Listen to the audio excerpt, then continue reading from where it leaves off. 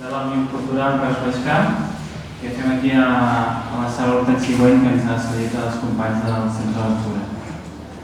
Per nosaltres és motiu d'orgull de fer actes així, perquè som una entitat que creiem en la cultura, especialment en la cultura pròpia, i portem des de l'any 79 a convocar aquests premis literaris Baixcamp, que són per a joves menors de 25 anys.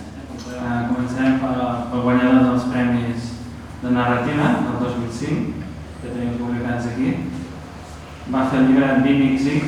Els premis literaris no ha estat fins fa ben poc que he començat a guanyar-los i he aconseguit aquest promig d'un de cada 10.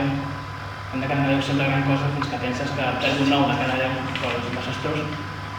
Però he tingut sort un parell de vegades i una de les vegades va ser amb l'excel·lent del sexe del plexanal dorsal, un altre conte que vaig publicar amb Cossetani Edicions.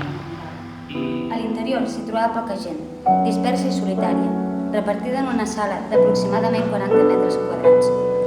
Potser, igual que a mi, l'atzar els havia dut fins allí, o més aviat les ganes d'ofegar amb alcohol una ànima trastocada per una vida penosa que els havia tocat viure i en què s'havien esgotat. Vaig parar-me a pensar que tot en aquesta vida tenia un procés, a vegades més curt i d'altres més llarg.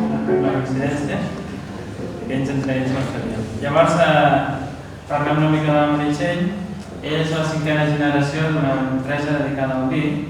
Llavors, per això, ella ens va explicar que de seguida es va treure el títol de sommelier i va convertir-se així en la més jove. Llavors vaig dir, doncs faré crítica literària, que està molt bé per la gent que és acostumada a l'escriptura. Però quan també veus que normalment publiques gratuïtament, doncs vaig dir, doncs començaré a fer el sommelier, que és un nínxol que hi ha. Paraules una mica... Sí, jo. Ah! La noia de poesia d'on sou? De poesia hi ha un altre aquí. Doncs vine. Ara, doncs puja també. És arribat tard.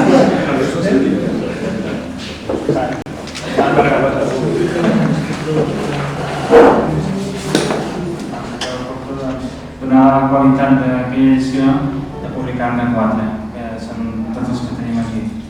Llavors, el tercer accèssit va ser la Cristina Puigvert, que acaba de pujar a la taula. La Cristina porta escrivint des que era molt petita i s'havia presentat ja alguns concursos, però aquest concurs de l'Òmnium Cultural de Reus va ser el primer que es feia. En realitat el conte el vaig presentar, va ser jo m'havia presentat a altres concursos i no els havia guanyat perquè considero que soc molt jove i encara que escric molt i tinc molts contes sempre o he fet alguna novel·la, doncs mai me les havia escrit i reescrit i tot el procés que s'ha de fer ara després. Però aquest conte el vaig escriure de cop. Va ser arrel d'una història personal que em va passar, doncs vaig anar escrivint, perquè ho feia servir com una miqueta de teràpia psicològica per mi i